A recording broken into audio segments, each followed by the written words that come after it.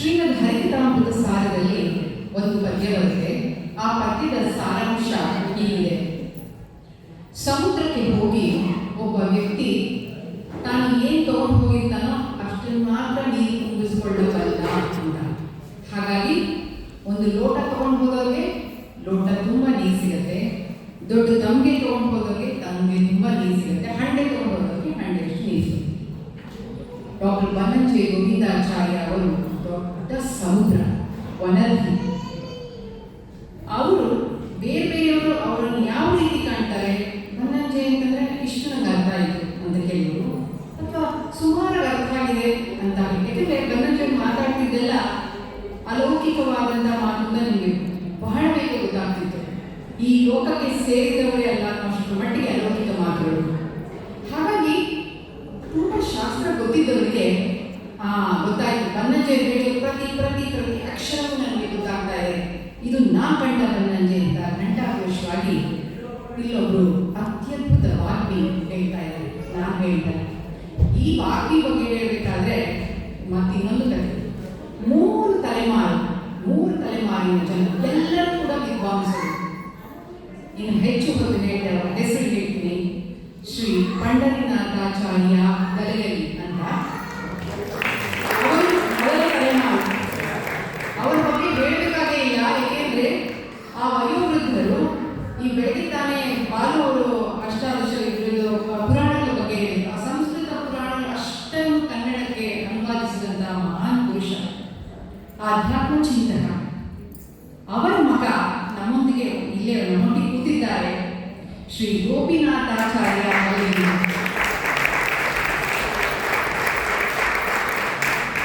ಇವರು ಕೂಡ ಅಸಾಮಾನ್ಯರು ಎಂದು ಹೇಳಿ ನಿಮಗೆ ಗೊತ್ತಾಗುತ್ತೆ. ನಮ್ಗೆ ಹಾಗೆ ನಾವು ಮಾತಾಡೋ ವೈಖರಿ, ಅವರು ತಗೊಳ್ಳೋಂಥ ವಿಷಯ ಎಲ್ಲವೂ ನಮಗೆ ಮನದಟ್ಟಾಗಿದೆ. ಅವರು ಈಗ ಮಾತನಾಡಲಿದ್ದಾರೆ. ಅವರು ಕೂಡ ಸುಮಾರು 35 ವರ್ಷಗಳಿಂದ ಅಮೆರಿಕ ನಿವಾಸಿಯಾಗಿದ್ದಾರೆ. ಆದರೆ ಶಾಸ್ತ್ರವೆಲ್ಲವೂ ಕೂಡ ಪೂರ್ಣ ಪ್ರಜ್ಞೆಯ ವಿದ್ಯಾಪೀಠದ ಹಿರಿಯ ಪೇಜಾವರ ಶ್ರೀಗಳಿಂದ ಆಗಿತ್ತು. ಸೊ ಹಾಗಾಗಿ ಅವರ ಜ್ಞಾನದ ವಿಸ್ತಾರ ಅಗಲ ನಿಮಗೆ ಮನದಟ್ಟಾಗಿರಬೇಕು ಅಂತ ನಾನು ಹೇಳಲಿಕ್ಕೆ ಇಷ್ಟಪಡ್ತೀನಿ. ಹಾಗಾಗಿ ಪಂಡಿತ್ ಗೋಪಿನಾಥಾಚಾರ್ಯ ಗಲಗಲಿಯವರು ದಯವಿಟ್ಟು ವೇದಿಕೆಗೆ ಬರಬೇಕು.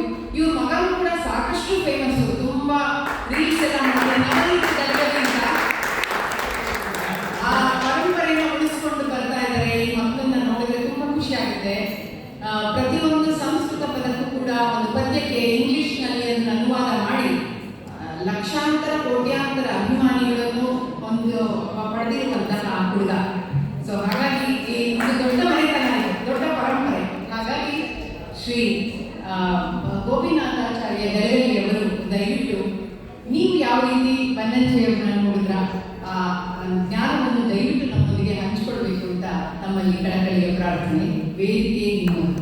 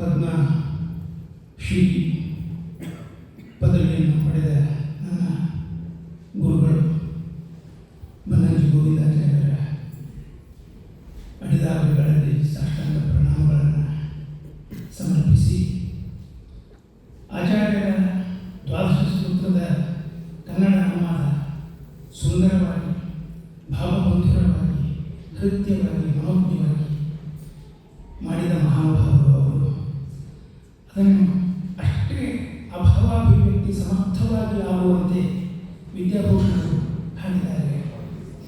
ಕೇಳಿದ ನನ್ನಂಥವ್ರಿಗೆ ಅನುಕರಣೆ ಮಾಡದೇ ಇರುವುದೇ ಅಸಾಧ್ಯ ಅಂತ ಅನಿಸುವಷ್ಟು ಮಧುರವಾಗಿ ಅದನ್ನು ಹಾಡಿದ್ದಾರೆ. ಆನಂದ ತೀರ್ಥರಿಗೆ ತುಂಬು ಸಂತಸವೆಂಬ ವರವಿತ್ತ ದೈವತವೇ ನಿನಗೆ ನಮನ. ಓ ಓ ಗೋವಿಂದನೇ ನಿನಗೆ ನಮನ. ಓ ಪದ್ಮವಿಭೂಷಣ ಗೋವಿಂದ ಆಚಾರ್ಯರೇ ನಿಮಗೆ ನಮನ ಅಂತ ಮಹನೀಯರ ಪದಾರ್ಥಗಳಲ್ಲಿ ನಮನಗಳನ್ನು ಭಕ್ತಿ ಪುರಸ್ಸರ ನಮನಗಳನ್ನು ಸಮರ್ಪಿಸಿ ಇಲ್ಲಿ ಅವರ ಅಭಿಮಾನಿಗಳು ಎಂಥವರಿದ್ದೀರೆಂದರೆ ಪ್ರಾಯ ಅವರ ಬಗ್ಗೆ ನಿಮ್ಮೆಲ್ಲರಿಗಿಂತ ಕಡಿಮೆ ತಿಳಿದವನು ನಾನು. ಇಲ್ಲಿ ನಿಂತು ಮಾತಾಡುವ ಯೋಗ್ಯತೆ ನಾನಲ್ಲ. ಇಲ್ಲೆಲ್ಲ ಡಾಕ್ಟರ್ ಗುರುರಾಜ್ ಕರ್ಜಿಗಿಯವರು ಅವರು ನಮ್ಮ ತಂದೆಯನ್ನು ಕಾಕ ಅಂತ ಕರೀತಾ ಇದ್ರು. ಅಂಥವ್ರು ನನಗೆ ಸಂಬಂಧಿಕರಾಗಬೇಕು ಅಂತ ತಿಳಿದ ಮೇಲೂ ಅದನ್ನು ಹೇಳದೇ ಇರೋದು ಬಹಳ ಕಷ್ಟ ಆಗ್ತದೆ. ಯಾರಿಗೆ ಬೇಡ ಹೇಳಿ ಅಂಥವ್ರ ಸಂಬಂಧಿ ಅಂತ ಹೇಳ್ಕೊಳ್ಳೋದು. ಅಂಥ ಮಹಾನುಭಾವರು ಆತ್ಮೀಗಳು ಇಲ್ಲಿ ಉಪಸ್ಥಿತರಿದ್ದಾರೆ. ಬನ್ನಂಜಿಯವರ ಮಗಳಾದ ವೀಣಾ ಬನ್ನಂಜಿಯವರು ಯೂಟ್ಯೂಬ್ನಲ್ಲಿ ಅವರ ಪ್ರವಚನ ಕೇಳಿ ಮುಗ್ಧನಾಗಿದ್ದೇನೆ. ಅವರು ಕೆಲ ಸಮಯದ ಹಿಂದೆ ತರಂಗದಲ್ಲಿ ಒಂದು ಆರ್ಟಿಕಲ್ ಬರೋದು ಸತ್ಯಕಾಮರ ಬಗ್ಗೆ. ಅವರೊಂದು ಮಹಾವೃಕ್ಷ ನಾನು ತರಗೆ ಅಂತ. ಆ ಆರ್ಟಿಕಲ್ ಕೊನೆಗೆ ವೀಣಾ ಬನ್ನಂಜೆ ಅನ್ನೋ ಹೆಸರು ನಾನು ನೋಡಿರದೇ ಇದ್ದರೆ ನಾನು ಬೆಟ್ಟು ಕಟ್ಟಿ ಹೇಳ್ತೇನೆ ಇದು ಸತ್ಯಕಾಮರ ಲೇಖನ ಅಂತ ಬೆಟ್ಟು ಕಟ್ಟಿ ಬಿಡ್ತಾಯಿದ್ದೀನಿ. ಆ ಸತ್ಯಕಾಮರ ಶೈಲಿ ಮತ್ತೊಮ್ಮೆ ಕಂಡ ಸಂತೋಷ. ಅದಿನ್ನೂ ಸತ್ಯಕಾಮರ ಇವರ ಮೂಲಕ ಜೀವಂತವಾಗಿದ್ದಾರೆ ಅನ್ನೋ ಹರ್ಷ ಆ ಆರ್ಟಿಕಲ್ ಓದಿದಾಗ ನನಗೆ ಆಯಿತು. ಕೇಳಿದ್ದೀರಿ ಅವ್ರ ಮಾತನ್ನು ನೀವು. ಗುರುರಾಜ ಕರ್ಜಿಯವರು, ವೀಣಾ ಬನ್ನಂಜಿಯವರು, ನಮ್ಮ ಪೂರ್ಣಪ್ರಸಾದ್ ಅವರು ಎಲ್ಲ ಇದ್ದಾರೆ. ಇವರನ್ನು ಯಾಕೆ ತಂದು ನಿಲ್ಲಿಸಿದ್ರು? ನಮ್ಮ ಕ್ಯಾಲಿಫೋರ್ನಿಯಾದ ಸ್ನೇಹಿತರು ಅಲ್ಲಿ ಇಂಡಿಯಾದೊಳಗೆ ಇದ್ದೀರಿ. ನಾನು 3 ದಿವಸದ ಕೆಳಗೆ ಇಲ್ಲಿ ಬಂದಿದ್ದೀನಿ. ಕಾರ್ಯಕ್ರಮಕ್ಕೆ ಬಂದಾಗ ಗುರುಗಳ ಸೇವಾ ಭಾಗ್ಯ ನನ್ನ ಹಣಿವಲ್ಲಿ ಬರೆದಿತ್ತು. ಅದಕ್ಕೆ ಇಲ್ಲಿ ಬಂದಿದ್ದೀನಿ. ಅಲ್ಲಿರುವಾಗಲೇ ಕ್ಯಾಲಿಫೋರ್ನಿಯಾ ಸ್ನೇಹಿತರು ನಮ್ಮ ಸತೀಶ್ ಜಮಖಂಡಿ ಅವರು ಫೋನ್ ಮಾಡಿದರು. ಕ್ಯಾಲಿಫೋರ್ನಿಯಾದಾಗಿದ್ದವರು ಬನ್ನಂಜಿಯವರ ಅಭಿಮಾನಿಗಳು ಮಾತಾಡಬೇಕು ಅಂತ ಹೇಳಿದ್ದಾರೆ, ನೀವು ಮಾತಾಡಬೇಕು. ನಾನು ಇಂಡಿಯಾದೊಳಗಿದ್ದೀನಿ, 23ಕ್ಕದ ಕಾರ್ಯಕ್ರಮ, ಹಾಗಾಗಿ ನಾನು ಬರ್ತೀನಿ. ಯಾಕಂದರೆ 20ಕ್ಕೆ ನಾನು ಇಲ್ಲಿ ಬರ್ತೀನಿ, 23ಕ್ಕೆ ಈ ಕಾರ್ಯಕ್ರಮಕ್ಕೆ ಬಂದು ಇದು ಪ್ರವಚನ ಅಲ್ಲ, ಇದು ಗುರು ಸೇವೆ.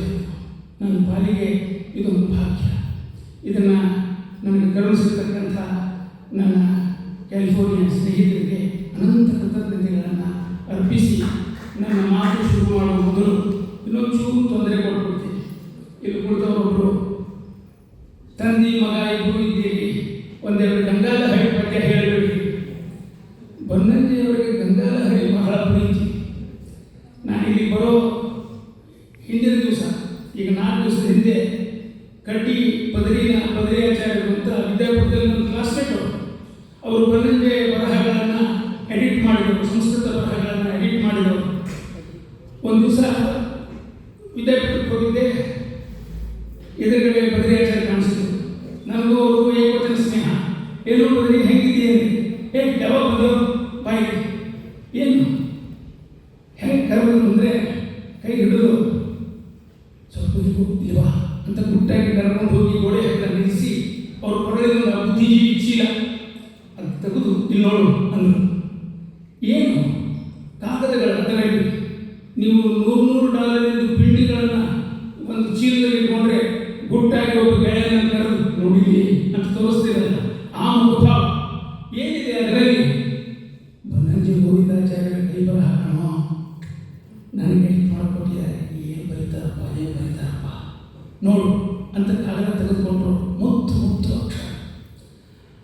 ಒಂದೊಂದು ವಾಕ್ಯ ಓದುವ ಈ ಜನ್ಮದಲ್ಲಿ ಯಾವ ಪುಣ್ಯ ಮಾಡಿದ್ನೋ ಏನೋ ನನಗಿದ್ರೆ ಎಷ್ಟೇ ಕಾರ್ಯ ಕೊಟ್ಟಿದ್ದಾರೆ ಆಚಾರ ಅಂತ ಹೇಳಿ ಅವರು ಸುದ್ದಿ ಹೇಳಿದರು.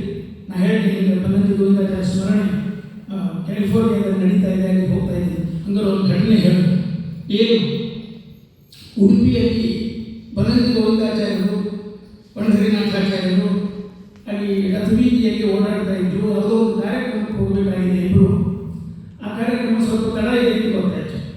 ಕೂಡಲೇ ಬನ್ನಂಜೆ ಅವರು ಪಂಡರೀನಾಥಾಚಾರ್ಯ ಕೈ ಹಿಡಿದು ಅದಮಾನ ಮಠಕ್ಕೆ ಸ್ವಲ್ಪ ಬನ್ನಿ ಅಂತ ಕರ್ಕೊಂಡು ಬಂದು ಅಲ್ಲೊಂದು ರೂಮ್ನಲ್ಲಿ ಕೂರಿಸಿಕೊಂಡು ಆವಾಗ ಈ ಬದರಿಯಾಚಾರ್ಯರು ಮತ್ತು ದೇಶಪಾಂಡೆ ಅಂತ ವಿದ್ಯಾಪೀಠದವರು ಇನ್ನೊಬ್ಬರು ಅವ್ರ ಜೊತೆಯಲ್ಲಿದ್ದರು. ಅವ್ರು ಹೇಳಿದ್ರಂತೆ, ಇಲ್ಲಿ ಯಾರೂ ಇಲ್ಲ, ಒಂದು ಸ್ವಲ್ಪ ಗಂಗಾಧರ ಹೇಳಿ ಕೇಳ್ಕೊತಿದ್ದ. ನೂರಾರು ಜನ ಕೇಳೋರು ಶ್ರೋತೃಗಳು ಇದ್ದಾಗ ಯಾವ ಹುರುಪಿನಿಂದ ಗಂಗಾಧರ ಪ್ರವಚನ ಮಾಡಬೇಕು ನಮ್ಮ ತಂದೆ, ಅಂಥ ಹುರುಪಿನಿಂದ ಒಬ್ಬನೇ ನಾವು ಹೇಳಿಸು ಬನ್ನಂಜೆ ಗೋವಿಂದಾಚಾರ್ಯರು ಮಾತ್ರ ಹೀಗೆ ಎದುರುಗಡೆ ಕೂರಿಸಿಕೊಂಡು ಗಂಗಾಧರಿ ಪ್ರವಚನ ಮಾಡಿದ್ರು. ನಾವು ಮತ್ತು ದೇಶಪಾಂಡೆ ಅಲ್ಲೇ ಇದ್ವಿ, ನಮಗೂ ಕೇಳೋ ಭಾಗ್ಯ ಸಿಕ್ತು. ಇದನ್ನು ಹೇಳಲಿ ಅಂತ ಗಡ್ಡಿ ಹೇಳಿದ್ದಾರೆ. ಗಂಗಾಧರಿಯ ಒಂದೆರಡು ಶ್ಲೋಕ ಮಾತ್ರ ಇವನನ್ನು ಕರೆದಿದ್ದೆ ನಾನು. ಬಡಲ ನಿನ್ನ ಜನ ಬನ್ನಂಜೆಯವ್ರ ಬಗ್ಗೆ ಒಂದು ಸ್ವಲ್ಪ ಮಾತಾಡಲಿಕ್ಕೆ ತಯಾರಿ ಮಾಡ್ಕೊ ಅಂತ. ಹೇಳಿಲ್ಲಪ್ಪ, ನನಗೇನು ಗೊತ್ತಿಲ್ಲ, ನಾನು ಕರಿಬೇಡ ಅಷ್ಟೇ ಇದೆ ಅಂದಿದ್ದ. ನಾನು ಕರೆದಿಲ್ಲ, ಹೀಗೆ ಆದ್ದರಿಂದ ಬಿಡಲ್ಲ. ಗಂಗಾಧರಿಯ ಒಂದು ಎರಡು ಪದ್ಯಗಳನ್ನು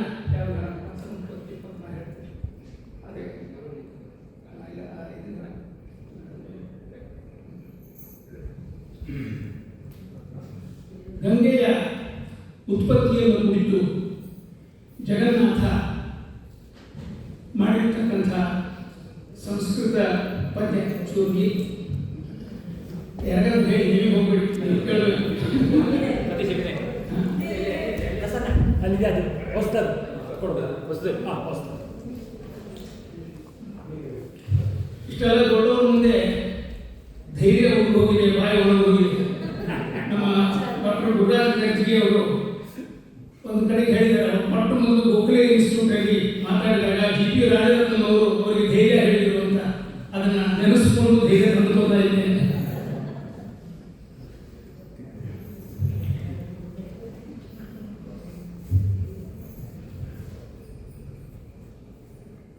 ಗಂಗೆ ಎಂಥವಳು?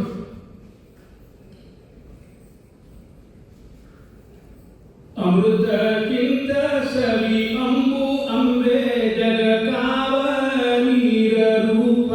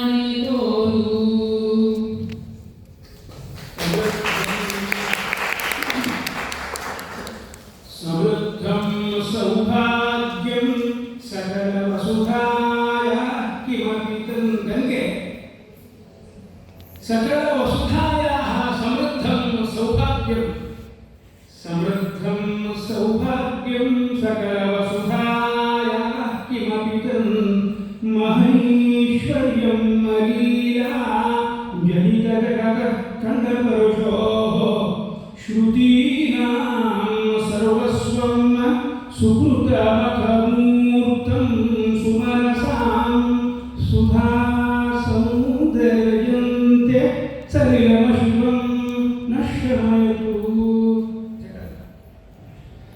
ಜಗದ ಭಾಗ್ಯ ಜನಕಲ ಭೋಗ್ಯ ಸೌಭಾಗ್ಯ ಪೂರ್ಣ ಸಿರಿಯು ಲೀಲೆಯಿಂದ ಜಗ ಜನಿಪ ಶಿವನ ಐಸಿರಿಯು ದಿವ್ಯ ದೊರೆಯು ವೇದ ಸಾರ ಸರ್ವಸ್ವ ದೇವ ಪುಣ್ಯಮೂರ್ತಿ ಮಂತ ಅಮೃತ ಕಾಂತಿ ಸವಿ ಸಲಿಲ ಸವೆ ಸಲಿದು ಅಶುಭಗಳನಂತ.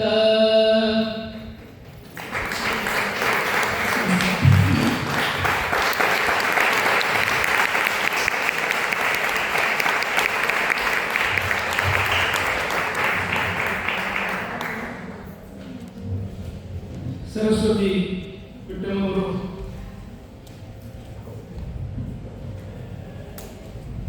ಆದರೆ ಪಂಡಿತ ಪುತ್ರ ಅಂತ ನನ್ನ ಪರಿಚಯ ಮಾಡಿಸಿದ್ದಾಗಿದೆ. ಅದನ್ನು ಸಮರ್ಥನೆ ಮಾಡುವ ರೀತಿಯಲ್ಲೇ ಪ್ರಾಯ ನನ್ನ ಪ್ರವಚನ ಸಾಗಬಹುದು. ತಪಸ್ವಾಧ್ಯಾಯ ಶುಶ್ರೂಷಾ ಕೃಷ್ಣ ಪೂಜಾ ರಥಂ ಮುನಿ ವಿಶ್ವೇಶಂ ಇಷ್ಟಗಂ ವಂದೇ ಪರಿಯುಗಾ ಚಕ್ರವರ್ತಿನ. ನನ್ನ ಗುರುಗಳಾದ ಪರಮ ಪೂಜ್ಯ ಶ್ರೀ ಪೇಜಾವರ ಮಠಾಧೀಶರಾದ ವಿಶ್ವೇಶತೀರ್ಥರ ಪಾದಾರವಿಂದಗಳಲ್ಲಿ ಅನಂತ ಪ್ರಣಾಮಗಳು. ಇಂದು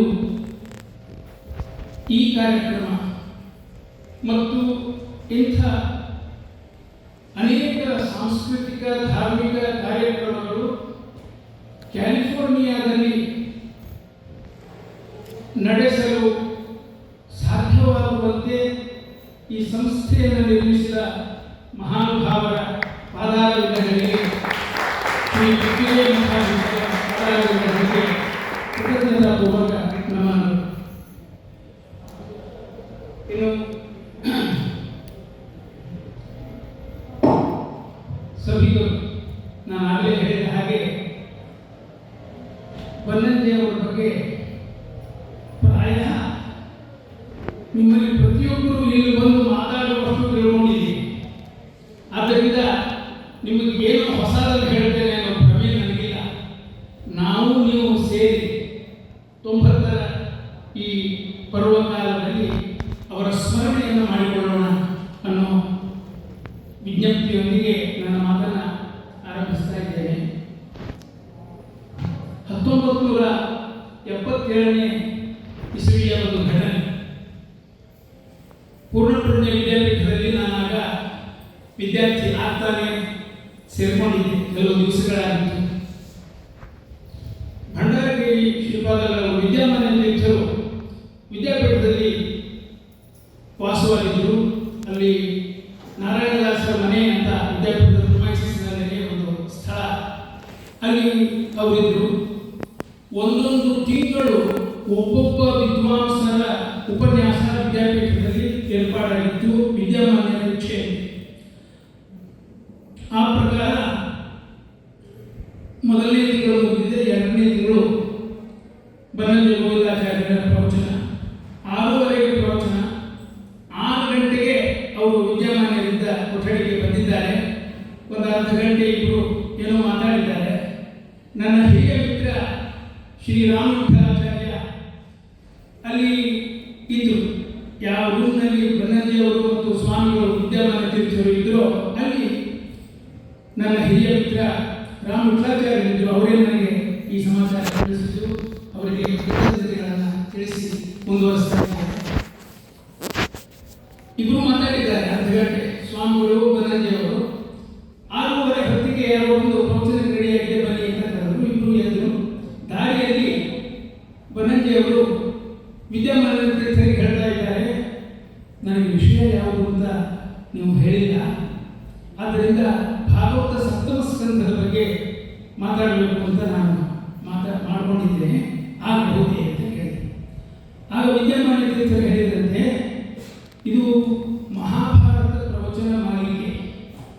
ಹೋದ ತಿಂಗಳು ಅವರು ವ್ಯಾಸಂಗೇರಿ ಪ್ರಬಂಧನಾಚಾರ್ಯರು ಆದಿ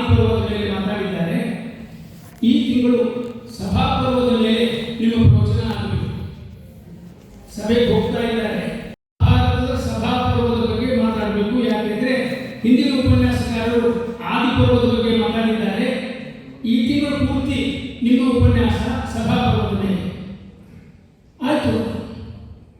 ಬಂದು ಕೂತ್ಕೊಂಡಿದ್ದಾರೆ. ಸಭಾಪರ್ವದ ಮೇಲೆ ಬನ್ನಂಜೆಯವರ ಪ್ರವಚನ ಆರಂಭ.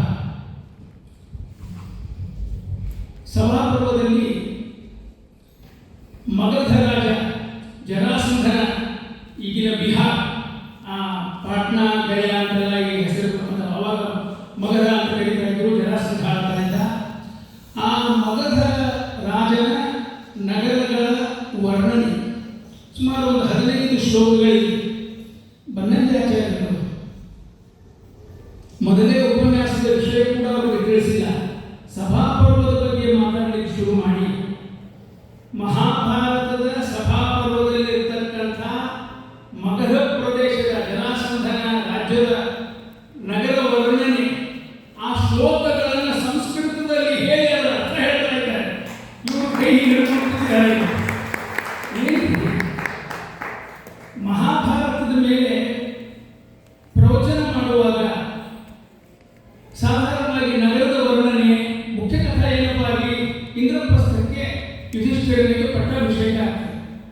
ಪಟ್ಟಾಭಿಷೇಕ ಆದಾಗ ನಾರದರು ಬರ್ತಾರೆ, ಯುಧಿಷ್ಠಿರನಿಗೆ ಉಪದೇಶ ಮಾಡ್ತಾರೆ. ಈ ಎಲ್ಲ ವಿಷಯ ಸಭಾಪರ್ವದ ವಿಷಯಗಳು. ಅಲ್ಲಿ ನಾನು ಒಬ್ಬ ಪ್ರವಚನಕಾರ, ಗರುಡ ಹಾರತದ ಆಕಾಶದಲ್ಲಿ, ಗುಬ್ಬಿನೂ ಹಾರತದೆ. ಅದು ಬನ್ನಂಜೆಯವರು ಇದ್ದಾರೆ, ನಮ್ಮ ಹತ್ರವರು ಇದ್ದೀವಿ, ಇರಲಿ. ಅಂತೂ ನಾವು ಪ್ರವಚನ ಮಾಡುವವರು ನಗರದ ವರ್ಣನೆಯನ್ನ ಓದೋದು ಇಲ್ಲ, ಪ್ರವಚನ ಮಾಡೋದು ಇಲ್ಲ. ಅದು ಶ್ಲೋಕ, ಮೂಲ ಶ್ಲೋಕ ಕೋಟ್ ಮಾಡಿ ಆ ನಗರದ ಚಿತ್ರಣವನ್ನ ಕಣ್ಣಿನ ಮುಂದೆ ಕಟ್ಟಿಕೊಟ್ಟಿದ್ದಾರೆ ಬನ್ನಂಜಾಚಾರ್ಯರು. ದಿಗ್ಭ್ರಮೆಯಾಗಬೇಕು. ಒಂದೊಂದೊಂದೊಂದು ನಗರ ವರ್ಣನೆಯ ಶ್ಲೋಕ ಅವರು ಹೇಳ್ತಾ ಇದ್ರೆ ಇದೇನಪ್ಪ ಮನುಷ್ಯ, ಹೇಗೆ ಇಂಥ ಸ್ಮರಣೆ? ಬನ್ನಂಜೆ ಅವರ ಸ್ಮರಣೆ ಮಾಡುವಾಗ ಮೊಟ್ಟ ಮೊದಲು ಸ್ಮರಣೆಗೆ ಬರೋದು ಅವರ ಸ್ಮರಣ ಸಾಮರ್ಥ್ಯ. ಅದನ್ನು ನೆನೆಸ್ಕೊಳ್ತಾ ಇದ್ದೇನೆ ನಾನು. ಆಮೇಲೆ ಮುಂದೆ ನಾರದರ ವರ್ಣನೆ ಬರ್ತದೆ. ನಾರದರು ಬಂದು ಯುಧಿಷ್ಠಿರನಿಗೆ ಉಪದೇಶ ಮಾಡ್ತಾರೆ. ಆ ನಾರದರ ವರ್ಣನೆಯನ್ನು ವೇದವ್ಯಾಸರು ಮಾಡಿದ್ದಾರೆ ಒಂದು 10-12 ಶ್ಲೋಕಗಳಲ್ಲಿ. ಅದನ್ನು ಹೇಳ್ತಾ ಇದ್ದಾರೆ ಬನ್ನಂಜಾಚಾರ್ಯರು. ನಾರದರು ಅಂದರೆ ಜ್ಞಾನಿ ಅಂತ ಅರ್ಥ. ನಾರಂ ದದಾತಿ ಇತಿ ನಾರದ. ನಾರ ಅಂದರೆ ಜ್ಞಾನ, ಅದರ ದ ಅಂದರೆ ದದಾತಿ. ನಾರದರು ಮಹಾಜ್ಞಾನಿ. ವೇದವ್ಯಾಸರು 10-12 ಶ್ಲೋಕಗಳಲ್ಲಿ ನಾರದರ ಜ್ಞಾನದ ಎತ್ತರ ಎಂಥದ್ದು ಅನ್ನೋದನ್ನು ಚಿತ್ರಿಸಿದ್ದಾರೆ. ಬನ್ನಂಜೆಯವರು ನಾರದರ ಬಗ್ಗೆ ಮಾತಾಡ್ತಾ ಜನಗಳು ಹೇಳಿದ್ರಂತೆ, ನಾರದರು ಇಷ್ಟು ದೊಡ್ಡವರು ಅಂತ ಗೊತ್ತಿರಲಿಲ್ಲ. ನಾರದ ಅಂದ್ರೆ ಬರೀ ಕಲಹಪ್ರಿಯ, ಜಗಳ ಹಚ್ಚೋರು ಅಂತ ತಿಳ್ಕೊಂಡಿದ್ವಿ. ಆದರೆ ನಾರದರ ಜ್ಞಾನದ ಎತ್ತರ ಎಲ್ಲೂ ಇಷ್ಟು ಹೃದಯವಾಗಿ ನಾವು ಕೇಳಿರಲಿಲ್ಲ ಅಂತ ಜನ ಮಾತಾಡಿಕೊಂಡಿರುತ್ತೆ. ಹೀಗೆ ಆ ಮಹಾಭಾರತ ಬರೀ ಒಂದು ಮಹಾಭಾರತದ ಪ್ರವಚನ ಅಲ್ಲ. ನಿಮ್ಮಲ್ಲಿ ಅನೇಕ ಅವರ ಪ್ರವಚನಗಳನ್ನು ಕೇಳಿದವರಿದ್ದೀರಿ. ಎಂದೂ ಕೈಯಲ್ಲಿ ಒಂದು ಚೀಟಿ ಹಿಡ್ಕೊಂಡು ಬರಲಿಲ್ಲ. ಬನ್ನಂಜಾಚಾರ್ಯರ ಬಗ್ಗೆ ಮಾತಾಡಿ ಅಂತ ನೋಡಿ ಬರ್ಕೊಂಡ್ಬಂದ್ಬಿಟ್ಟಾನೆ. ಎಂದೂ ಕೈಯೊಳಗ ಒಂದು ಚೀಟ್ ಇಲ್ಲ, ಒಂದು ಪುಸ್ತಕ ಇಲ್ಲ. ಉಪನಿಷತ್ತು, ಮಹಾಭಾರತ, ಗೀತೆ, ಬೃಹತಿ ಸಹಸ್ರ, ವೇದ, ಯು ನೇಮ್ ಇಟ್, ನಿರರ್ಗಳ ಗಂಗಾ ಪ್ರವಾಹ. ವಿದ್ಯಾಪೀಠಕ್ಕೆ ಅವ್ರು ಬಂದು ಅಂದ್ರೆ ನಾವೆಲ್ಲರೂ ಹುಡುಗರು ಹೋಗಿ ಸುತ್ತ ನಿಂತ್ಕೊಂಡ್ರು. ಯಾಕೆ ಅಂದ್ರೆ ಬನ್ನಂಜೆ ಅವರು ಮಾತ್ರ ಉತ್ತರಿಸಲು ಹೋದಾದ ಪ್ರಶ್ನೆಗಳು ನಮ್ಮ ಮನಸ್ಸಿನಲ್ಲಿ. ಉಳಿದ ಆಚಾರ ಹತ್ರ ನಾವು ಕೇಳಿ ನಮಗೆ ಧೈರ್ಯ ಬರ್ತಿದ್ದಿಲ್ಲ, ಎಲ್ಲಿ ಬೈದು ಬಿಡ್ತಾರೋ, ಏನಾದ್ರು ಬಿಡ್ತಾರೋ. ಬನ್ನಂಜೆ ಅವರು ಒಂದು ಸ್ವಭಾವ. ವಿದ್ಯಾಪೀಠಕ್ಕೆ ಹೋಗಿ ಕೆಲವು ದಿವಸಗಳಾಗಿತ್ತು. 2ನೇ ಕ್ಲಾಸ್, ನಾನು 3ನೇ ಕ್ಲಾಸಿಗೆ ಸೇರ್ಕೊಂಡೆ. ಮನೆ ತಂದೆಯವರು ಸಂಸ್ಕೃತ ಹೇಳ್ಕೊಟ್ಟಿದ್ರು. 2ನೇ ಕ್ಲಾಸಿನ ಒಬ್ಬ ಹುಡುಗ ಬನ್ನಂಜೆಯವರು ಒಂದು ಪತ್ರ ಬಂದ. ಆ ಪತ್ರದಲ್ಲಿ ಕೆಲವು ಪ್ರಶ್ನೆ ಕೇಳ. ಏನು? ಯಾರಾದರೂ ಪುಢಾರಿಗಳು, ಮಂತ್ರಿಗಳು, ಕರ್ನಾಟಕದ ಮುಖ್ಯಮಂತ್ರಿಯೋ, ಆರೋಗ್ಯ ಮಂತ್ರಿಯೋ, ಶಿಕ್ಷಣ ಮಂತ್ರಿಯೋ ಮಧ್ಯಾಹ್ನ ಸ್ವಾಮಿಗಳ ಪೂಜೆ ನೋಡ್ಲಿಕ್ಕೆ ಬರ್ತೀವಿ ಅಂತ ತಿಳಿಸಿದ್ರೆ 12 ಗಂಟೆಗೆ ಊಟ, 10 ಗಂಟೆಗೆ ಸ್ವಾಮಿಗಳು ಸ್ನಾನ ಮಾಡಿ ಪೂಜೆ ಶುರು ಮಾಡು. ಆ ಮಿನಿಸ್ಟರು 11ಕ್ಕೆ ಬರ್ತೀನಿ ಅಂತ 11, 11:30, 12 ಸ್ವಾಮಿಗಳು ಕೂತಿದ್ದಾರೆ. ಮಹಾಮಂಗಳಾರತಿ ಆ ಮಿನಿಸ್ಟರ್ ಬಂದ ಮೇಲೆ ಮಾಡಬೇಕು. ಯಾಕೆಂದ್ರೆ ಅವನ ಪೂಜೆ ನೋಡೋಕೆ ಅವರಿಗೆ ಪತ್ರ ಬರೀತಾನೆ, ದೇವರಿಗೆ ಮಾಡುವ ಪೂಜೆ ಒಬ್ಬ ಮಂತ್ರಿ ಬರ್ತಾನೆ ಅಂತ ವಿಳಂಬ ಮಾಡ್ತಾರೆ ಸ್ವಾಮಿಗಳು. ಚಿಕ್ಕ ಹುಡುಗ ನೋಡ್ಯಾವ, ಇದು ಸರಿಯೇ? ನನಗೆ ಯಾರ ಆದರ್ಶ? ಸ್ವಾಮಿಗಳು ಅಥವಾ ಯಾವ ಮಂತ್ರಿಯ ಆಗಮನಕ್ಕಾಗಿ ಸ್ವಾಮಿಗಳು ಪೂಜೆ ವಿಳಂಬ ಮಾಡ್ತಾರೋ ಅಂತಹ ಮಂತ್ರಿಯೋ? ನನ್ನ ಜೀವನದ ಆದರ್ಶ ವ್ಯಕ್ತಿ ಯಾರು? ಎರಡನೇ ಪ್ರಶ್ನೆ ಮಾಡ್ತಾನೆ. ನಾನು ವಿದ್ಯಾಪೀಠದಲ್ಲಿ ಈಗ ತಾನೇ 2ನೇ ಕ್ಲಾಸ್ ಓದ್ತಾ ಇದ್ದೇನೆ. ನನ್ನ ಭವಿಷ್ಯದ ಓದಿಗೆ ಮಾರ್ಗದರ್ಶಕವಾಗಬಹುದಾದಂಥ ಏನಾದರೂ ಉಪದೇಶದ ಮಾತುಗಳನ್ನು ಹೇಳಿ ನನಗೆ ಮಾರ್ಗದರ್ಶನ ಮಾಡಿ ಅಂತ. ಇನ್ನೂ 2 ಪ್ರಶ್ನೆ ಇದೆ, ಬೇರೆ ವಿಷಯವನ್ನು ಮಾತಾಡೋದಿದೆ, ಆದ್ದರಿಂದ ಅದನ್ನು ಅಲ್ಲಿಗೆ ನಿಲ್ಲಿಸ್ತೀನಿ. ಬನ್ನಂಜೆ ಅವರು ಅಪರಿಚಿತ 2ನೇ ಕ್ಲಾಸಿನ ಯಾವುದೋ ಹುಡುಗನ ಪತ್ರಕ್ಕೆ 3 ಪ್ರಶ್ನೆ ಕೇಳಿದ್ದ. 3 ಪುಟದ ಉತ್ತರ ಬರೆದಿದ್ದಾರೆ. ಹೆಂಗೆ ಬರೆದಿದ್ದಾರೆ ಅಂದರೆ, ಬನ್ನಂಜೆ ಅವರ ದರ್ಶನ ಆಗೋಕ್ಕಿಂತ ಮೊದಲು ಅವರ ಅಕ್ಷರ ದರ್ಶನ ಆಯಿತು ಈ ಭಾಗ್ಯಶಾಲಿಗೆ. ಆ ಪತ್ರ ಅವನ ರೂಮಿಗೆ ಬಂದು ಹೋಗ್ತಾ ಇದ್ದಾರೆ ಹುಡುಗರು. ನನ್ನ ತೋರಿಸು ತಕ್ಕಂತನಲ್ಲಿ ಇಟ್ಟು ಸಾಕಾಗಿ ತೆಗೆದು ಹೊರಗೆ ಇಟ್ಬಿಟ್ಟ. ಯಾಕಂದ್ರೆ ನಾವು ಬರ್ತಾನೆ ನಾವು ಒಳಗಿಂದ ಹೊರ ತೆಗಿಲು, ಮತ್ತೊಬ್ಬ ಬರ್ತಾನೆ ಒಳಗಿಂದ ಹೊರ ತೆಗಿಲು, ತೆಗೆದಿಟ್ಬಿಟ್ಟ ಅವನ ಕಡೆ ಬಂದು ನೋಡ್ಕೊಂಡು ಹೋಗೋಣ ಅಂತ. ಏನು ವಿಶೇಷ ಆ ಪತ್ರದಲ್ಲಿ? ಅವು ಅಕ್ಷರಗಳು ಇವತ್ತಿಗೂ ನನ್ನ ಕಣ್ಣನ್ನು ಕಟ್ಟಿದೆ. ಎಷ್ಟು? ಸುಮಾರು 50 ವರ್ಷ ಆಯ್ತು ಈ ಗಣ್ಯ. ಆ ಪತ್ರದ ಚಿತ್ರ ನನ್ನ ಕಣ್ಣುಂದೆ ಇವತ್ತಿಗೂ ಇದೆ. ಹೆಂಗೆ ಬರೆದಿದ್ದಾರೆ ಅಂದರೆ, ಕಂಟೆಂಟ್ ಬಿಟ್ಬಿಡಿ, ಸ್ಟೈಲ್ ಹೇಳ್ತೀನಿ ನಾನು. ಹಿಂಗೊಂದು ವಾಕ್ಯ ಶುರುವಾಗ ಇಂಡೆಂಟಿಂಗ್ ಅಂತಾರೆ, ಅಲೈನಿಂಗ್ ಅಂತಾರೆ, ಲೆಫ್ಟ್ ಅಲೈನಿಂಗ್, ಮಿಡಲ್ ಅಲೈನಿಂಗ್ ಅಂತ ಕಂಪ್ಯೂಟರ್ ಗೊತ್ತಿದ್ದವರು. ಇಲ್ಲೊಂದು ವಾಕ್ಯ ಶುರುವಾದರೆ ಹೀಗೆ ಬರೆಯೋರು ಇಲ್ಲಿ ಕರೆಕ್ಟಾಗಿ ಇಲ್ಲಿ ಬರುತ್ತೆ. 2ನೇ ಸಾಲು ಇಲ್ಲಿ ಶುರು, 3ನೇ ಸಾಲು ಇಲ್ಲೊಂದು ಇಂಚ್ ಪಟ್ಟಿ ಇಟ್ಟರೆ ಇವಿಷ್ಟು ಅಕ್ಷರಗಳ ಎಂಡಿಂಗು ಆ ಇಂಚ್ ಪಟ್ಟಿಗೆ ಹತ್ತಬೇಕು. ಇಂಚ್ ಪಟ್ಟಿ ಒಳಗಿನ ಪಾರದರ್ಶಕ ಭಾಗಕ್ಕೆ ಬರೋ ಹಾಗಿಲ್ಲ, ಅಷ್ಟು ಕರೆಕ್ಟಾಗಿ ಮೆಜರ್ ಮಾಡಿ ಬರೋ ಹಂಗೆ ಹಿಂಗೆ ಇಲ್ಲಿ ಬಂದು ಈ ಪದ ಮುಗಿದ್ರೆ ಇನ್ನೊಂದು ಕರೆಕ್ಟಿಗೆ ಶುರು. ಎಲ್ಲ ಲೈನ್ಗಳು ಇದೆ ಇದರಲ್ಲಿ. ಆಮೇಲೆ ಮತ್ತೊಂದು ಹಿಂಗೆ ಇಲ್ಲಿ ಶುರು, ಇಲ್ಲೊಂದು ಒಬ್ಬ ಕಲಾವಿದ ಚಿತ್ರ ಬರೆದ್ರೆ ಹೇಗಿರಬೇಕು, ಅಕ್ಷರಗಳು ಅಷ್ಟೇ ಸುಂದರ, ಆ ಫಾರ್ಮೇಟು ಅಷ್ಟೇ ಸುಂದರ. ಏನು ಬರೆದಿದ್ದಾರೆ ಅದರಲ್ಲಿ? ಕಂಟೆಂಟ್ ಬಗ್ಗೆ ಹೇಳ್ತೀನಿ. ಏನು ಮಾತನಾಡಿದರು? ಸ್ವಂತ ಚಿಂತನೆಶೀಲತೆ ಇಲ್ಲದ ಕಂಡದ್ದನ್ನು ಕಾರುವ ದೊಡ್ಡ ವೇದಾಂತಿಯಾಗಬೇಡ. ನನ್ನ ಬಾಯಿಗಾರ ಹೋಗಿದೆ ಅವರ ಮಾತುಗಳು. ನಮ್ಮ ಸತ್ಯಕಾಮರ ಮಾತು ಹಾಗೆ. ಶಕುಂತಲಾ ಬಗ್ಗೆ ಒಂದು ಕಡೆ ಬರೀತಾರೆ, ಒಮ್ಮೆ ಓದಿದ್ರೆ ಸಾಕು ಅವ್ರು ಬಾಯಿ ಕೊಡಬೇಕು, ಮಾತು ಅಷ್ಟು ಚಂದ. ಶಕುಂತಲಾ ಹೆಂಗಿದ್ಲು ಅವ್ರು ಹೇಳ್ತಾರೆ, ಕಣ್ಣಿಗೆ ಕಾಡಿಗೆ ಇಲ್ಲ, ತುಟಿಗೆ ತಂಬುಲವೂ ಇಲ್ಲ, ಎಲ್ಲವೂ ಸ್ವಾಭಾವಿಕ, ಹೆಜ್ಜೆಗಳೇ ಮೂಡರ ನೆಲೆಯಲ್ಲಿ ಗೆಜ್ಜೆ ಕಟ್ಟಿ ಕುಣಿದಳು ನೀರೆರೆದ ಆ ನೀರೆ. ಶಕುಂತಲಾ ಹಾಗೆ ಎಷ್ಟೋ ಸಲ ನನಗೆ ಬನ್ನಂಜೆ ಅವರ ಶೈಲಿ, ಸತ್ಯಕಾಮರ ಶೈಲಿಯನ್ನು ನೆನಪಿಸ್ತಾ ಇತ್ತು. ಅವ್ರು ಯಾಕೆ ಈ ಮಾತು ಹೇಳಿದರು? ಇನ್ನೊಮ್ಮೆ ರಿಪೀಟ್ ಮಾಡ್ತೀನಿ ಆ ವಾಕ್ಯ. ವೇದಾಂತದ ಪಾಠ ಪ್ರವಚನ ಮಾಡುವವರಿಗೆ ಸದಾ ಸ್ಮರಣೆಯಲ್ಲಿರಬೇಕಾದ ಮಾತು ಇದು ನನಗನ್ನಿಸ್ತದೆ. ಸ್ವಂತ ಚಿಂತನಶೀಲತೆ ಇಲ್ಲದ ಕಂಡದ್ದನ್ನು ಕಾರುವ ಗೊಡ್ಡು ವೇದಾಂತಿಯಾಗಬೇಡ. ಇದರ ಹಿಂದೆ ಬಹಳ ಅರ್ಥ ಇದೆ. ವಿದ್ಯಾಪೀಠದಲ್ಲಿ ದೊಡ್ಡ ಕೋಲಾಹಲ ಆಗೋಯ್ತು. ಒಂದ್ಸಲ ಬನ್ನಂಜೆ ಅವರು ಹೇಳಿದರು, ಭಗವದ್ಗೀತೆ ಓದ್ತೀನಿ, ಉಪನಿಷತ್ತು ಓದ್ತೀನಿ, ಬ್ರಹ್ಮಸೂತ್ರ ಓದ್ತೀನಿ. ಹೆಂಗೆ ಓದ್ತೀನಿ ಅಂದರೆ, ರಾಯರ ವಿಭೂತಿ ಇಟ್ಕೊಂಡು ಭಗವದ್ಗೀತಾ ಓದ್ತೀನಿ, ಯಾರಿಗೋ ಭಾಷ್ಯ ಇಟ್ಕೊಂಡು ಇಂಥ ಗ್ರಂಥ ಓದ್ತೀನಿ. ಅಲ್ಲ, ಭಗವದ್ಗೀತೆ ನಿಮ್ಗೆ ಸಂಸ್ಕೃತ ಬರುತ್ತೆ, ಅಷ್ಟು ವಿದ್ಯಾಪೀಠದಲ್ಲಿ ಓದ್ತಾ ಇರೋರು ಮಹಾನುಭಾವರು ವೇದವ್ಯಾಸರು ಸರಳ ಸಂಸ್ಕೃತದಲ್ಲಿ ಬರೆದಿದ್ದಾರೆ ಭಗವದ್ಗೀತೆ ಅಂತ ಗ್ರಂಥಗಳನ್ನು. 6 ತಿಂಗಳ ಸಂಸ್ಕೃತ ಓದಿದ್ರೆ ಸಾಕು, ಗೀತಾ ಶ್ಲೋಕಗಳ ಅರ್ಥ ಆಗ್ತದೆ. ನೀವೇನು ಮಾಡಬೇಕು? ಯಾವ ಆಚಾರ್ಯರ ಭಾಷ್ಯ, ಟೀಕೆ, ಟಿಪ್ಪಣಿ ಇಲ್ಲದೆ ನೀವೇ ನೇರವಾಗಿ ಗೀತೆಯ ಶ್ಲೋಕಗಳನ್ನು ಓದಿ ನಿಮಗೇನು ಅರ್ಥ ಆಗುತ್ತೆ ಅದು ಮುಖ್ಯ. ಆಮೇಲೆ ಇನ್ನೊಬ್ಬರ ಕಾಮೆಂಟ್ರಿ ಏನು ಬರೆದಿದ್ದಾರೆ ಅನ್ನೋದನ್ನು ಓದಿ. ಅದು ನೀವು ಹೊಳೆದಿರಲಿಲ್ಲ ಅಲ್ಲ, ನನಗೆ ಹೊಳೆದಿಲ್ಲ. ನಾನು ಹಿಂಗೆ ಯೋಚನೆ ಮಾಡಲಿಕ್ಕೆ ಸಾಧ್ಯವ?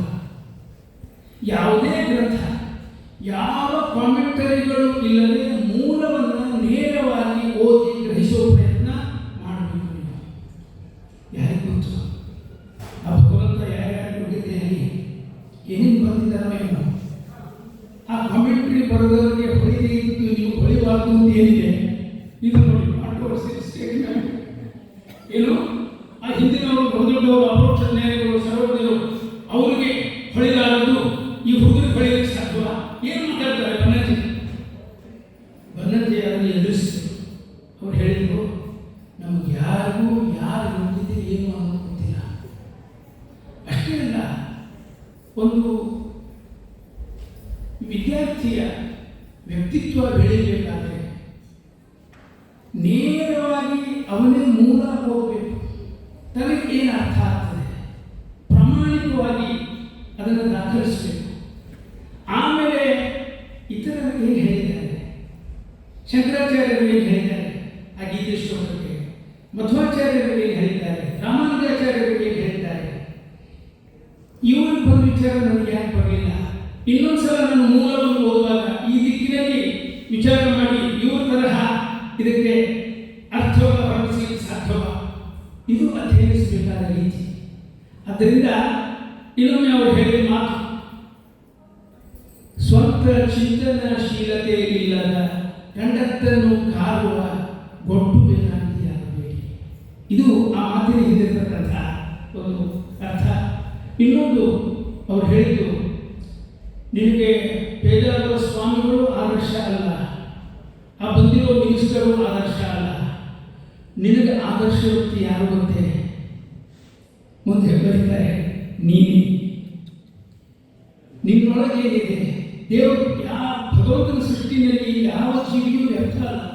ಎಲ್ಲರನ್ನೂ ಏನೋ ಒಂದು ವಿಶೇಷ ಇಟ್ಟೆ ನಿರ್ಮಾಣ ಮಾಡಿದ್ದಾನೆ ಎಲ್ಲರನ್ನ.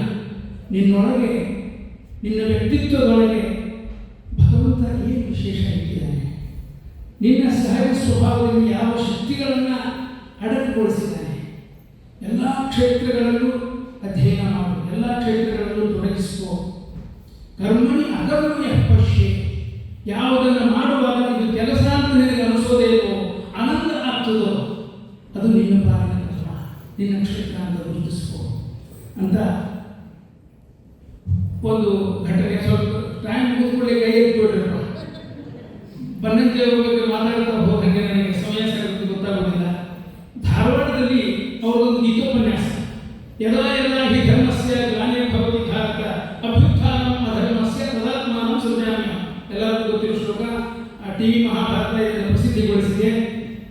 ಇದರ ಅರ್ಥ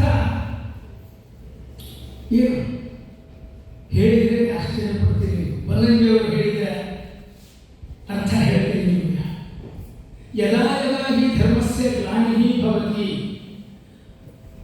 ಅಧರ್ಮಸ್ಯ ಅಭ್ಯುತ್ಥಾನಂ ಭವತಿ ತದಾ ಆತ್ಮಾನಂ ಅಹಂ ಸೃಜಾಮಿ. ಕೃಷ್ಣನ ಮಾತು.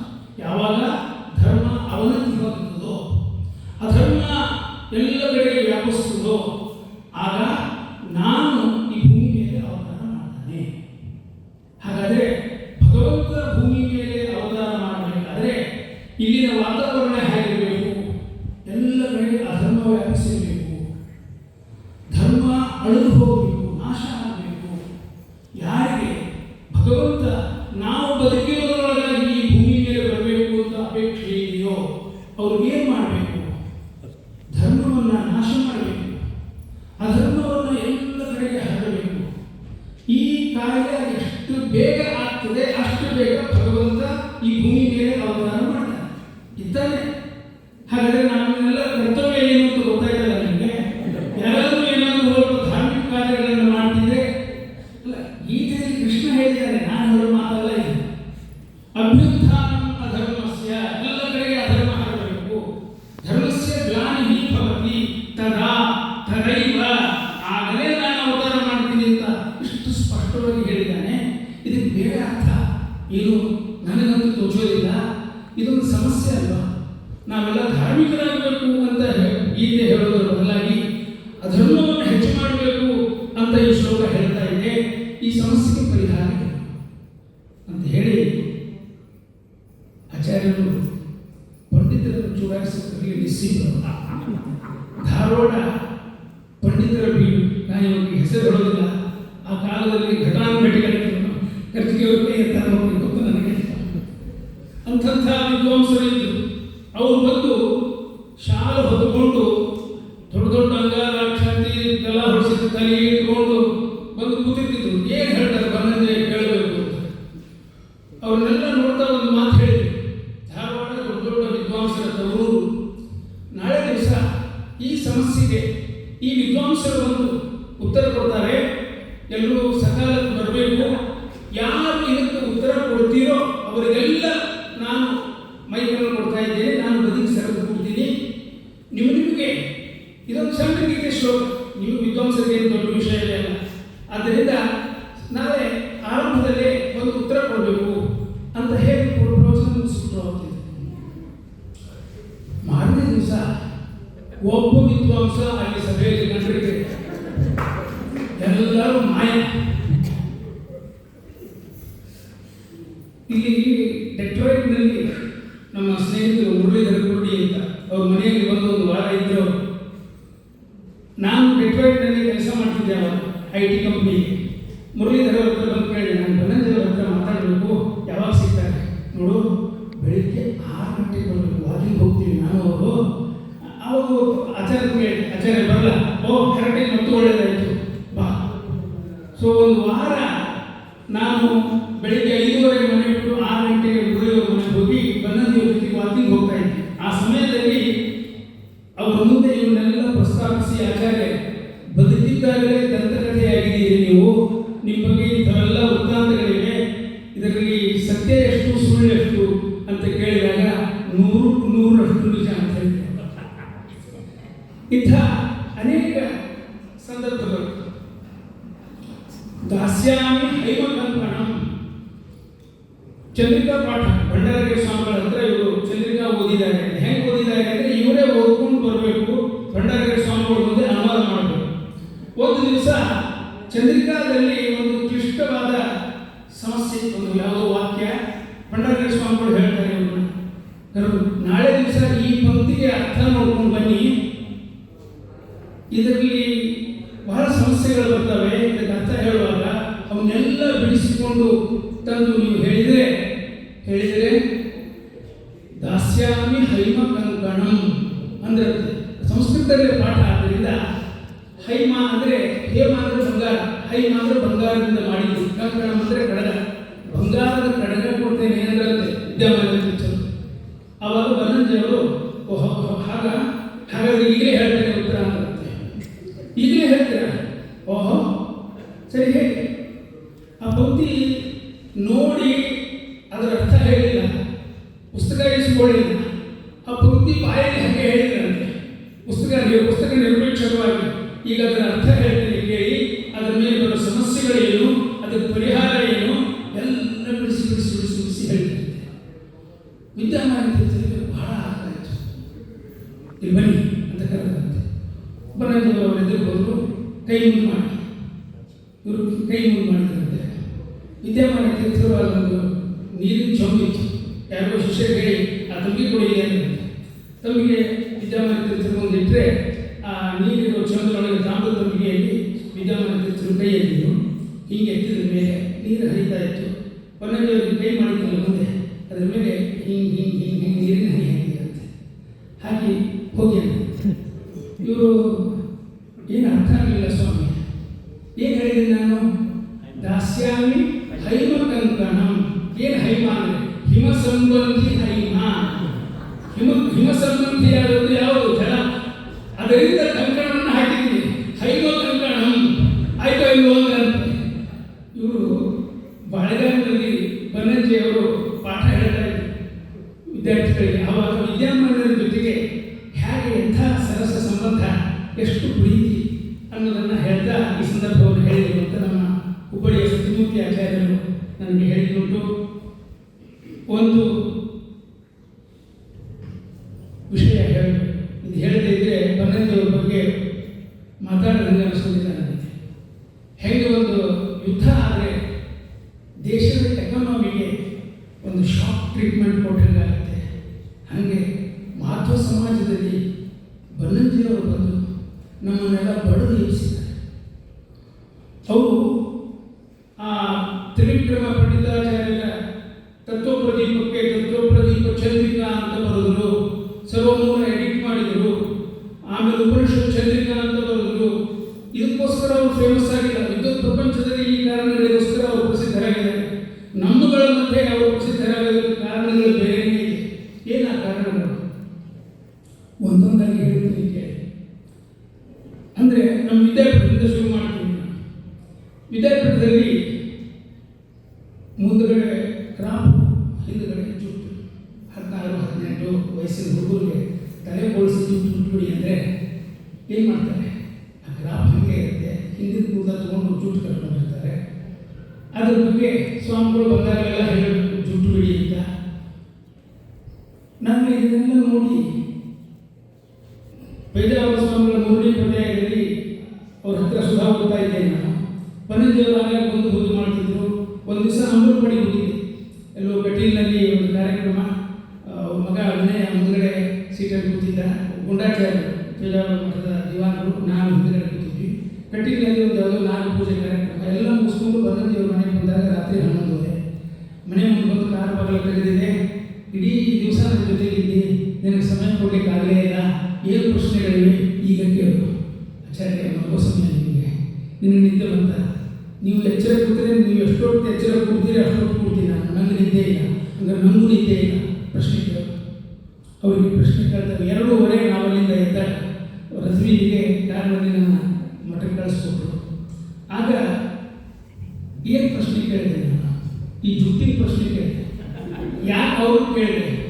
ಬನ್ನಂಜಿಯವರಿಗೆ ಜುಟ್ಟಿರಲಿಲ್ಲ, ದೊಡ್ಡ ವಿದ್ವಾಂಸರು, ನಮಗೆ ಜುಟ್ಟು ಕೊಡೋದು ಬೇಡವಾಗಿತ್ತು. ಇವರು ಏನಾದರೂ ಸಮರ್ಥನೆ ಹೇಳ್ತಾರಾ, ಹೇಳಬೇಕು ಅನ್ನೋ ಆಸೆ.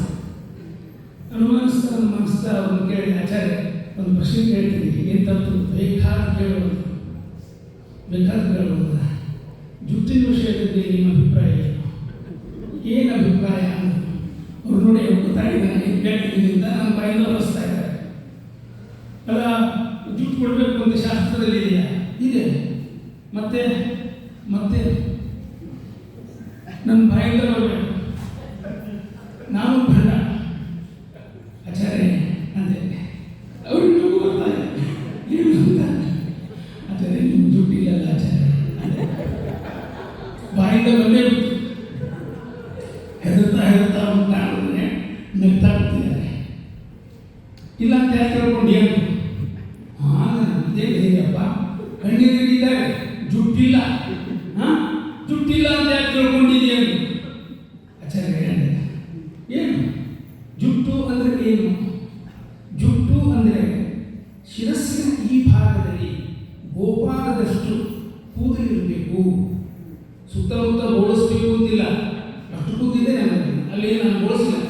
ಅಟ್ಟೆ ಪಂಡಿತರ ಅನಿಸ್ಕೊಂಡವರು ಮೆಣಸಿನಕಾಯಿ ಅಂತ ಒಂದು ಜುಟ್ಟಿರ್ತಾರೆ, ಕೂದಲ ಇಲ್ಲ, ಅದೆಲ್ಲ ಜುಟ್ಟು. ಶಾಸ್ತ್ರದಲ್ಲಿ ಹೇಳಿದ್ದು ಗೋಪಾಲದಷ್ಟು ಜುಟ್ಟು ಅಂದರೆ ಗೋಪಾಲದಷ್ಟು ಈ ನೆತ್ತಿ ಭಾಗದಲ್ಲಿ ಕೂದು. ಅದಕ್ಕೊಂದು ಕಾರಣ ನಾವು ಹೇಳಿ ಅದಿದೆ ನನಗೆ.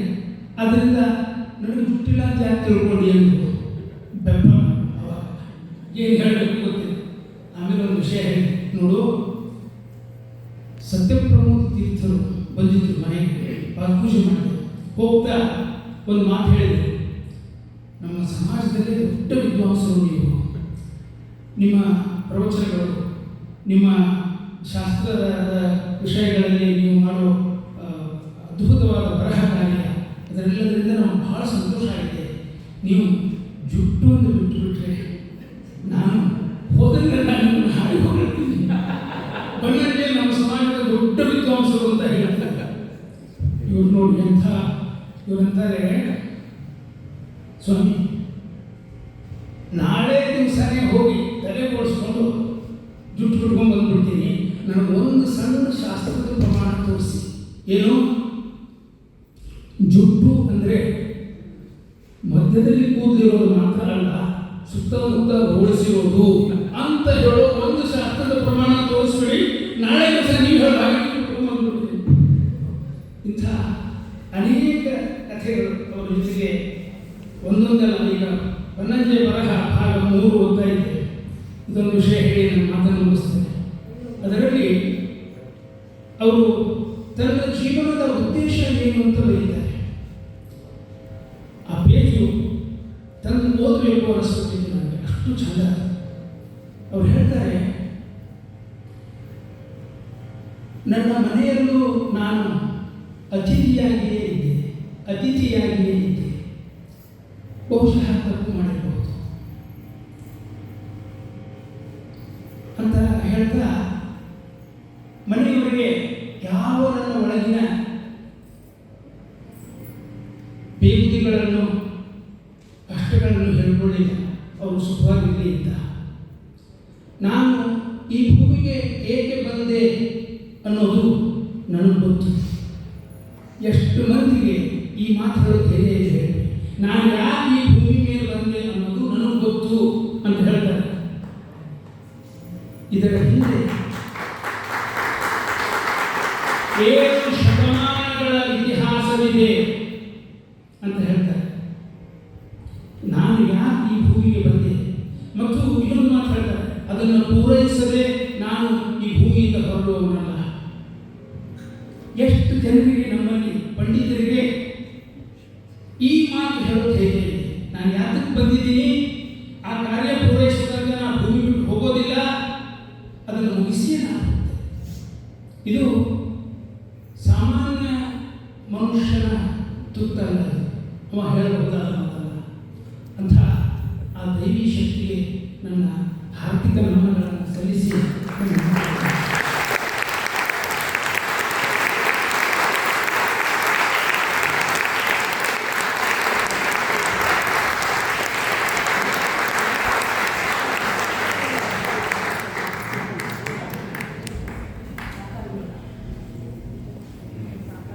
ತಮ್ಮ ನೆನಪಿನಾಳದಿಂದ ತೆಗೆದಂತಹ ಅನರ್ಘ್ಯ ರತ್ನಗಳನ್ನು ನಿಮ್ಮ ಮುಂದೆ ಪ್ರಸ್ತುತಪಡಿಸಿದರು. ಅವರ ಖಜಾನೆಯಲ್ಲಿ ಅನೇಕ ನೆನಪುಗಳಿವೆ. ಆದರೆ ಕಾಲದ ಅವಧಿ ಕಡಿಮೆ ಇರೋದ್ರಿಂದ, ಕಾಲಾವಕಾಶ ಕಡಿಮೆ ಇರೋದ್ರಿಂದ ಅವರು ತಮ್ಮ ಮಾತನ್ನು ಕೆಲವೇ ನಿಮಿಷಗಳ ಮಟ್ಟಿಗೆ ಸೀಮಿತಗೊಳಿಸಲಾಯಿತು. ಒಂದು ಬಾರಿ ಡಾಕ್ಟರ್ ಬನ್ನಂಜೆಯವರು ಹೀಗೆ ಲೋಕಾಭಿರಾಮವಾಗಿ ಕೂತಿದ್ದಾಗ ಅವರ ಖಾಸಗಿ ಬದುಕಿನ ಬಗ್ಗೆ ಒಂದೆರಡು ಪ್ರಶ್ನೆಗಳು ಬಂತು.